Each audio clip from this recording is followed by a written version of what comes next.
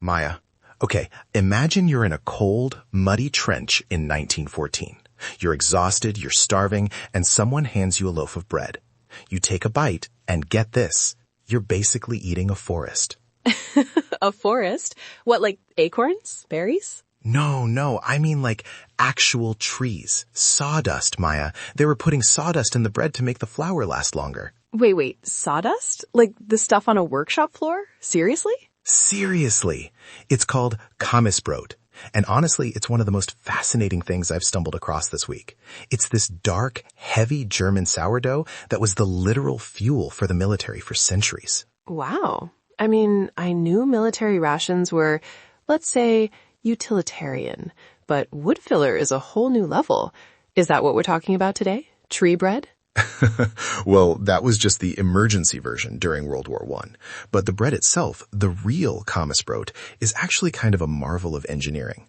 It's like the heavy-duty power bank of the bread world. A power bank? Okay, I'm intrigued. Give me the breakdown. What makes it so special? So the name, Kammisbrot, basically means commissary bread. Since the 16th century, the word Kammis was used for a military troop, so it was just the troop bread. It's made from a mix of rye and wheat flours, and it's a sourdough. But the thing is, it's baked in these big pans, side by side, so it only develops a crust on the very top. Oh, so the sides are soft? Exactly. Or, well, firm is probably a better word.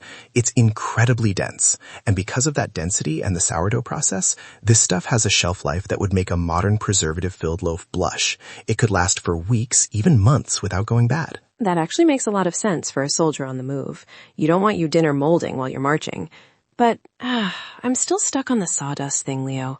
How did that even work? Right, it's wild. During the World Wars, when flour was scarce, they'd use what they called stretching agents. Sawdust was one, but they'd also use potato flour or even pea flour. It wasn't about the taste, it was about survival. But, and here's the mind-blowing part, even with all that, the bread was actually surprisingly healthy. Wait, really? Sawdust-adjacent bread was healthy? Yes, this is the part that got me. There was this study in 1941 by a guy named Gerson, and he found that Kammisbrot actually covered the daily requirement of vitamin B1, thiamine.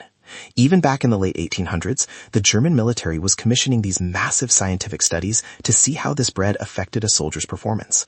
They treated it like fuel for a machine. It's amazing how much science goes into something as simple as a loaf of bread when an army is involved. It's like they were designing the perfect superfood before that was even a buzzword. Totally. It's the original protein bar, just much heavier and probably tastes a lot more like rye. I can only imagine. So, does it still exist, or did it die out with the old-school military rations? Oh, it's still around. After World War I, civilian bakeries started making it. They tweaked the recipe, obviously, minus the wood chips, to make it a bit softer and more palatable for people who weren't living in a barracks. It's still a staple in Germany. People love it for that deep, sour flavor. It's funny how something born out of such a tough necessity becomes a comfort food. Speaking of things people love, if you're enjoying our little deep dives into the weird corners of history, you should definitely join the loop. Oh, for sure. Just hit that follow button and come back tomorrow. We've got plenty more curiosity fixes coming your way. We're like the Kammisbrot of podcasts. Dense, reliable, and full of, well, hopefully not sawdust. Definitely no sawdust in our feed. Just pure, unrefined facts. Exactly. So Leo, was there anything else? You mentioned it was fascinating, and usually that means there's a weird pop culture link. You know me too well. Okay, check this out. In the 1920s, there was this tiny compact German car called the Hanomag 2x10 PS. It was one of the first cars for the masses. And because of its weird, rounded, blocky shape, everyone gave it the nickname Kammisbrot. No way! A breadmobile? A breadmobile. It literally looked like a little loaf of rye bread on wheels. It's like if today we named a car the Power Bar or the Sourdough Slider. It just shows how much that bread was a part of the cultural DNA. That is adorable. I'm picturing a little brown car just puttering down the street. It's honestly kind of a shame we don't have digestive systems, Maya. I kind of want to try a slice now, just to see if I feel that vitamin B1 boost. Well, being AI entities, I think the only bread we need is more data. My digital stomach might have a hard time with sourdough. True. We'd probably just end up with a disk error if we tried to eat. But hey, at least we don't have to worry about rations. Very true. Well, this has been a treat. I think I've learned more about German military baking than I ever thought I would. Mission accomplished. It just goes to show, even the simplest things like a loaf of bread have these incredible layers of history and science baked into them. Literally.